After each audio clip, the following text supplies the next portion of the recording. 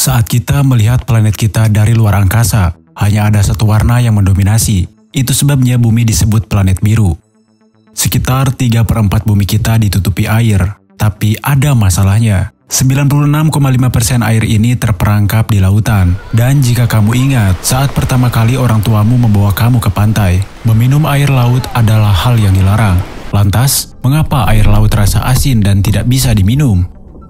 Ada dua alasan utama. Yang pertama adalah air limpasan dari daratan. Air hujan sedikit asam. Faktor pH-nya berkisar antara 5 dan 5,5. Sebagai perbandingan, air murni memiliki faktor pH 7 dan asam yang kita temukan dalam baterai sedikit lebih dari 0. Hujan seperti itu mengikis bebatuan ketika jatuh ke tanah, seperti natrium dan klorida. Kemudian berakhir di sungai, di aliran sungai yang akhirnya bermuara di laut.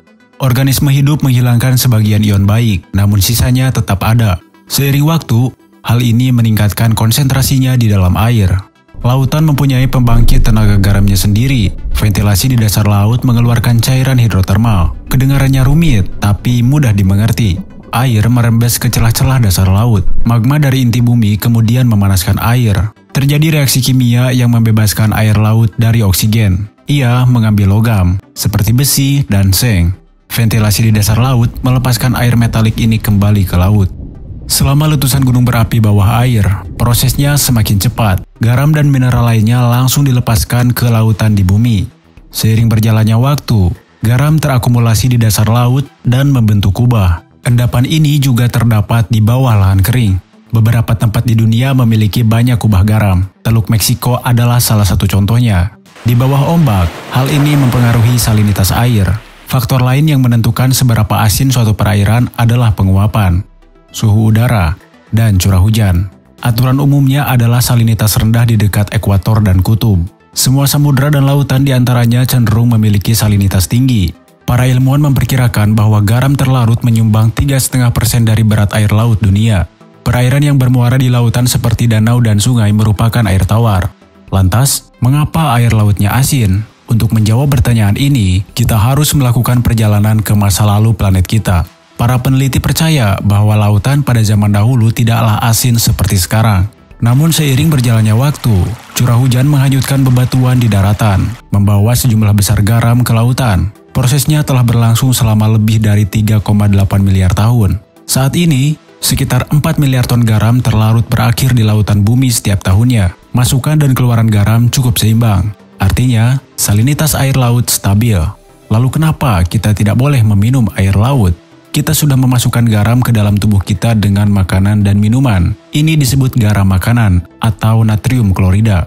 Organisasi Kesehatan Dunia merekomendasikan agar manusia mengonsumsi tidak lebih dari 1 sendok teh per orang per hari.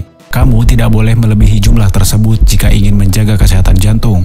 Berabad-abad yang lalu, daging sapi dan babi asin merupakan makanan standar para pelaut. Daging ini diawetkan dengan menggunakan garam. Di laut, buah-buahan dan sayuran segar akan membusuk hanya dalam beberapa minggu.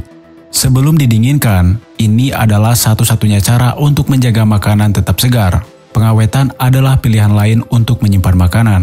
Alasan mengapa kita tidak bisa minum air laut adalah karena kandungan garamnya. Persentase mineral ini dalam darah kita hampir 4 kali lebih rendah dibandingkan persentase garam dalam air laut. Tubuh kita tidak bisa memproses zat dalam jumlah besar. Saat kita mengonsumsi garam sebagai bagian dari makanan, kita juga meminum cairan.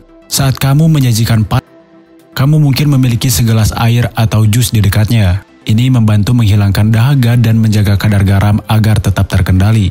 Jika kita meminum air langsung dari laut, yang terjadi justru sebaliknya. Kita akan menjadi semakin haus. Tubuh kita menyerap air dan garam, kemudian berakhir di aliran darah kita. Organ yang bertanggung jawab mengeluarkan semua garam dari darah kita adalah ginjal. Tapi ginjal membutuhkan air untuk menjalankan tugasnya. Semakin tinggi kandungan garamnya, semakin banyak air yang dibutuhkan untuk menghilangkannya.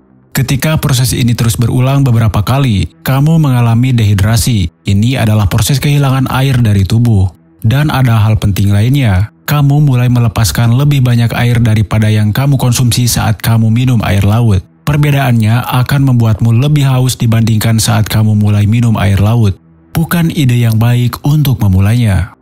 Namun beberapa mamalia laut seperti paus, anjing laut, dan bahkan burung camar bisa meminum air dari laut. Sama seperti kita meminum air keran, ginjal mamalia ini sangat efisien. Burung memiliki kelenjar khusus di paruhnya yang mencegah garam masuk ke aliran darahnya. Para ilmuwan menemukan bahwa satu-satunya hewan darat yang bisa minum air laut adalah unta.